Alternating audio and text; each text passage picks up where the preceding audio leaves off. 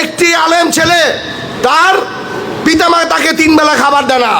আজ পর্যন্ত একটা লোক আসে নাই যে ভাই ইমাম সাহেবের বেতনটা বাড়ানো লাগবে।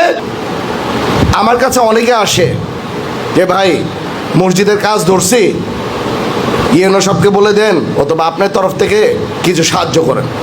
আজ পর্যন্ত একটা লোক আসে নাই যে ভাই ইমাম সাহেবের বেতনটা বাড়ানো লাগবে, যে 5,000 টাকা বাড়ানোর জন্য আপনার পকেটের থেকে আপনার দরকার বললে টাকা দিয়েন, এই কথার জন্য কিন্তু কেউ আসে না আপনাদের।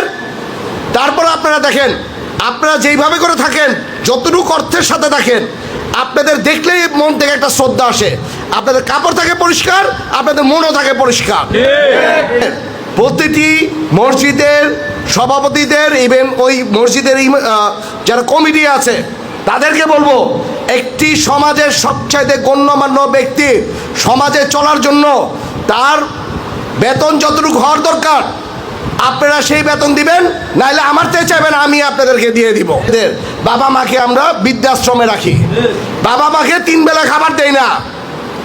আজ পর্যন্ত আমার কানে কখনো আসে না একটা আলেম ছেলে তার বাবা মাকে কখনো বৃদ্ধাশ্রমে রেখেছে।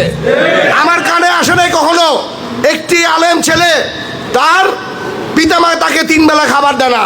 কারণ কি?